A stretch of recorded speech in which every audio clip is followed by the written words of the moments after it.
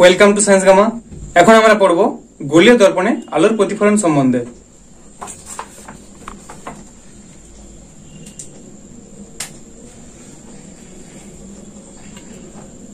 ধরো এটা একটা অবতল দর্পণ আর এটা একটা উত্তল দর্পণ।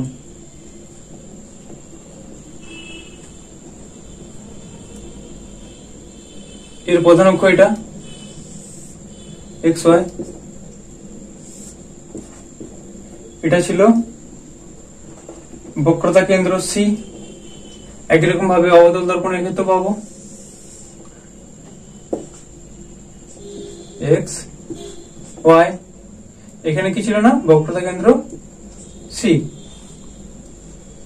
এবার ধরো একটা আলোক রশ্মি এসে এখানে পড়লো,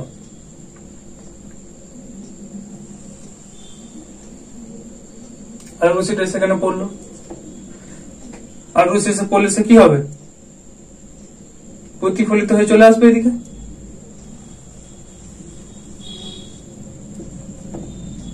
এটা হবে একই রকম ভাবে ধরো এখানে একটা আলোক রশ্মি এসে পড়লো, সরি বেঁকে গেল,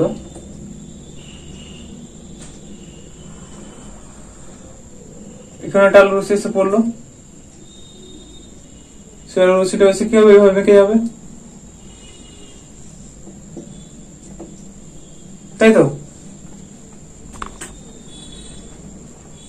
এবার এই যে দুটো দর্পণ, এঁকেছি আমরা সমতল দর্পণের ক্ষেত্রে কিভাবে প্রতিফলন হয় জেনেছিলাম আগের ক্লাসে।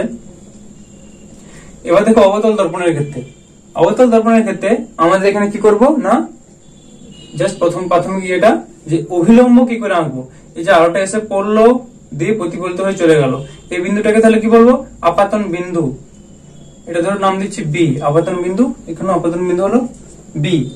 এই আপাতন বিন্দুতে আমাদের অভিলম্ব অঙ্কন করতে হবে। এবার আমরা কি জানি, এই অংশটা কি, একটা ধরো বৃত্ত, বৃত্তের একটা অংশ কেটে নেওয়া হয়েছে, মানে কি এটা বৃত্তের চাপ, এটা একটা বৃত্তচাপ। তাহলে একটা বৃত্তচাপের যে কোনো বিন্দুতে, এই বিন্দু নিতে পারি, এখানেও নিতে পারি, যে কোনো বিন্দুতে যদি আমরা একটা স্পর্শক অঙ্কন করি এবং যদি একটা আমরা সেই বিন্দু থেকে এটা যদি ব্যাসার্ধ অঙ্কন করি, আমি এখান থেকে এখানে হলো এর ব্যাসার্ধ হচ্ছে, এখান থেকে এখানে হলো ব্যাসার্ধ হচ্ছে, যেখানে নি, তাহলে এটা কি ব্যাসার্ধ অঙ্কন করব এবং সেই বিন্দুতে একটা স্পর্শক অঙ্কন করব।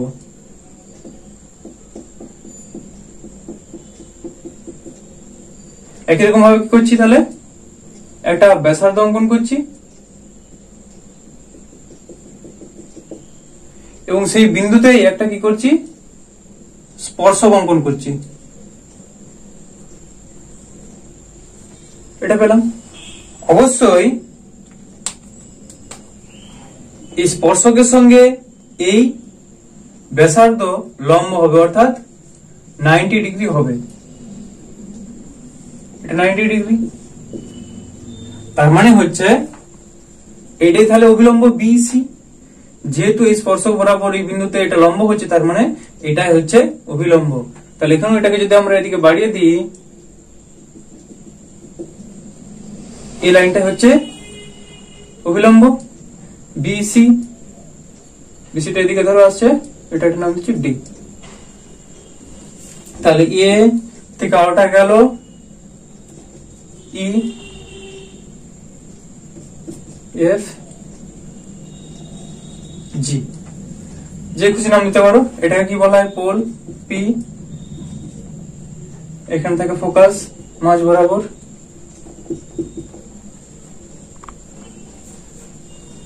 তাহলে আমরা অভিলম্ব অঙ্কন করতে পারলাম। তাহলে এই অভিলম্ব অঙ্কন করতে পারলে আমরা আবার কি জানি, যে আপাতন কোণ সমান প্রতিফলন কোণ। ছবিটা একটু ভুল আঁকা হয়েছে, এই দুটো কোণ সমান, ছবিটা হতো এই সোজা হতো, এটা আপাতন কোণ সমান প্রতিফলন কোণ হয়। আপাতন কোণ আই, প্রতিফলন কোণ আর। এটা y, এটা r। তাহলে কোণ ক্ষুদ্র উন্মেষযুক্ত মানে একটা অবতল দর্পণের ক্ষেত্রে বলছি, তাহলে কোণ এ বি সি সমান কোণ সি বি ই। আবার এই ক্ষুদ্র উন্মেষযুক্ত উত্তল দর্পণের ক্ষেত্রে আমরা কি বলবো, যে কোণ এফ বি ডি সমান কোণ ডি বি জি। এবার আমরা পড়বো গোলীয় দর্পণের সমান্তরাল রশ্মিগুচ্ছের প্রতিফলন ও ফোকাস। তাহলে কি একটা অবতল দর্পণ এঁকেছিলাম, আবার আঁকছি। এটা একটা উত্তল দর্পণ,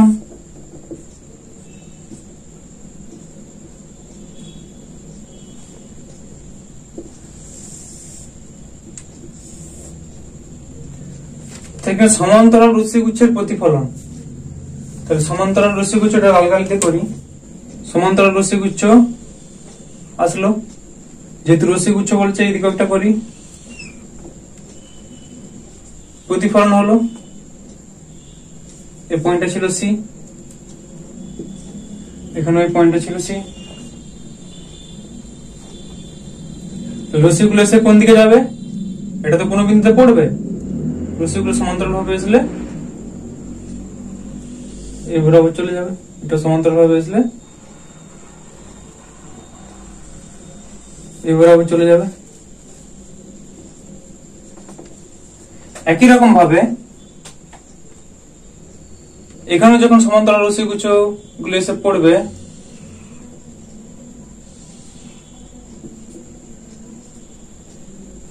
তখন কি হবে, তারা এই বরাবর প্রতিফলিত হয়ে চলে আসবে। এটা কি হবে, এই বরাবর প্রতিফলিত হবে, এই বরাবর প্রতিফলিত হয়ে বেরিয়ে যাবে। এবার দেখো আমরা অভিলম্ব কিভাবে আঁকতে হয় আগেই দেখলাম। এই বিন্দুটাকে কি বলা হয়, অভিলম্ব সি থেকে এটা অভিলম্বটা কমপ্লিট করলাম। এখানে অভিলম্ব কোনটা, এটা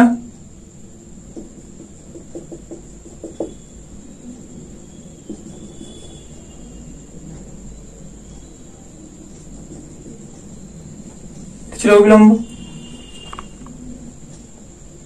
এবার দেখো এই আলোক রশ্মি গুচ্ছ এসে যখন আপতিত হওয়ার পর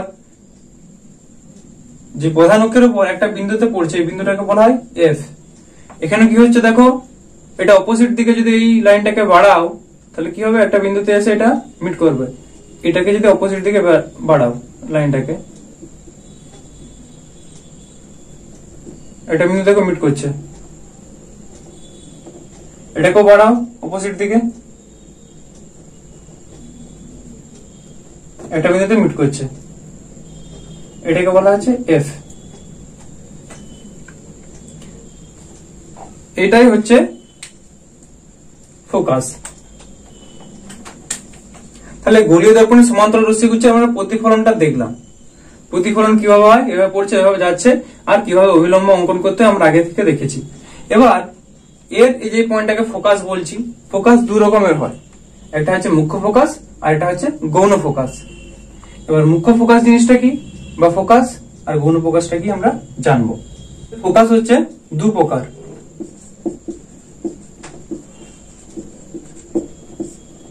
একটা হচ্ছে মুখ্য আর একটা হচ্ছে গৌণ।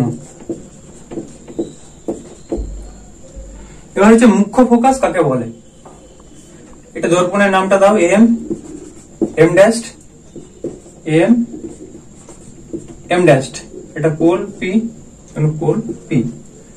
তো এটা কি ছিল, এটা হচ্ছে অবতল দর্পণ।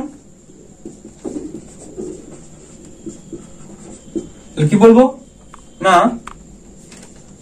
ক্ষুদ্র উন্মেষযুক্ত অবতল দর্পণের প্রধান অক্ষের সঙ্গে সমান্তরাল ভাবে আগত আলোক রশ্মি গুচ্ছ দর্পণে আপতিত হওয়ার পর প্রধান অক্ষের উপর একটি বিন্দুতে এসে মিলিত হয়, ওই বিন্দুটিকে বলা হয় অবতল দর্পণের ক্ষেত্রে মুখ্য ফোকাস বা ফোকাস বিন্দু। এটা হলো। এবার যদি বলা হয় যে উত্তল দর্পণের ক্ষেত্রে গৌণ ফোকাস মুখ্য ফোকাসটা কাকে বলে,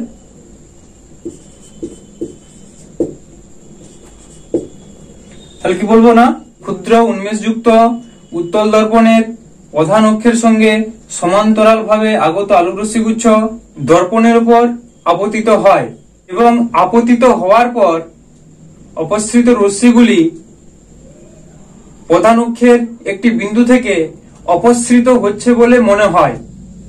প্রধান অক্ষের উপর ওই বিন্দুটিকে বলা হয় উত্তল দর্পণের ক্ষেত্রে মুখ্য ফোকাস বা ফোকাস বিন্দু।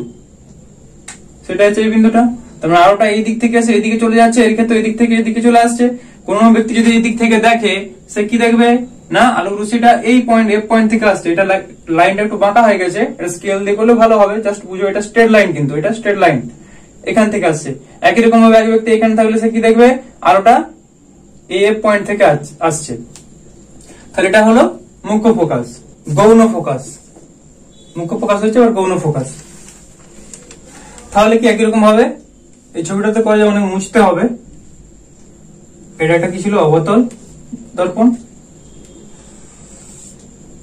এটা একটা ছিল উত্তল দর্পণ। এটা কি ছিল না, প্রধান অক্ষ, এখানে এটা প্রধান অক্ষ, এটা হচ্ছে সি, এই পয়েন্টটা ছিল এফ, এখানে হচ্ছে এটা সি, এটা এফ, এটা পোল পি, এখানে এটা পোল পি।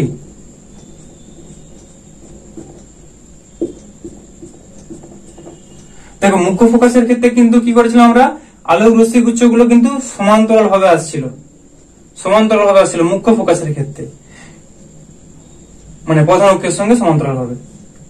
এবার গৌণ ফোকাস যখন করছি তখন কি বলবো না, আলোক রশ্মি গুলো সমান্তরাল ভাবে আসবে কিন্তু প্রধান অক্ষের সঙ্গে আনত ভাবে বা তির্যক ভাবে আসবে।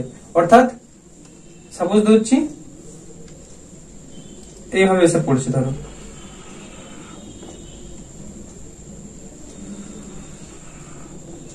এভাবে এসে পড়লো, এক্ষেত্রে কি হচ্ছে না, তির্যক ভাবে এসে পড়ছে।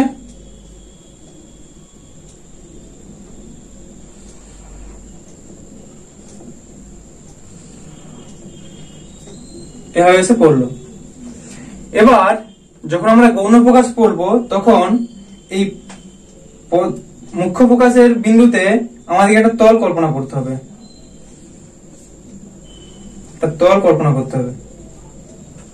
এখানে এটা কি করবো না, তল কল্পনা করব, এটা তল কল্পনা করলাম। অবশ্যই এই তলটা এই প্রধান অক্ষের সঙ্গে লম্ব হতে হবে, মুখ্য ফোকাসে তলটাকে অবস্থিত হতে হবে এবং প্রধান অক্ষের সঙ্গে লম্ব হতে হবে 90 ডিগ্রি। এই ক্ষেত্রেও সেম, এই তলটাকে প্রধান অক্ষের সঙ্গে লম্ব হতে হবে এবং মুখ্য ফোকাসে অবস্থিত হতে হবে। এবার কি হবে, এই রশ্মিগুলো তখন এফ পয়েন্টে যাবে না। এখানে যেমন দেখো রশ্মিগুলো সমান্তরাল ভাবে এসেছিল প্রধান অক্ষের সঙ্গে বলে এফ বিন্দুতে মিলিত হয়েছিল, এখানে কিন্তু এটা এফ বিন্দুতে মিলিত হবে না।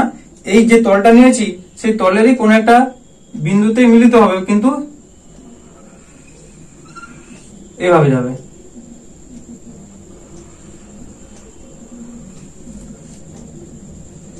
এই যে বিন্দুটাতে মিলিত হলো এটাকে আমরা কি বলবো না, এফ ড্যাশ। এটা হচ্ছে গৌণ ফোকাস। একই রকম ভাবে এখানেও যদি আমরা এটা আঁকি তখন কি হবে না, অবতল দর্পণ, এটা অবতল দর্পণ ছিল, এটা উত্তল দর্পণ, মানে কি আর রশ্মিগুলো প্রতিফলিত হয়ে চলে যাবে। কিন্তু পেছন দিকে এটাকে যদি বাড়ানো হয় জাস্ট এরকম হবে,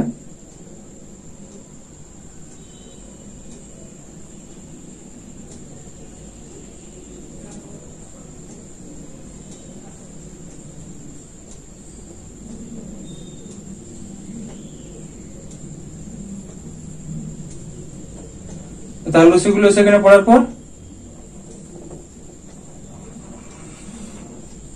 এদিকে বেরিয়ে যাবে। একই কালার হচ্ছে, বুঝতে অসুবিধা হচ্ছে, এটা এখানে এসে পড়ে এদিকে বেরিয়ে যাবে। এই আলোক রশ্মিটাও এখানে এসে পড়ার পর এদিকে চলে গেল, সমান্তরালভাবে এসেছিল, সমান্তরালভাবে পড়ে গেল।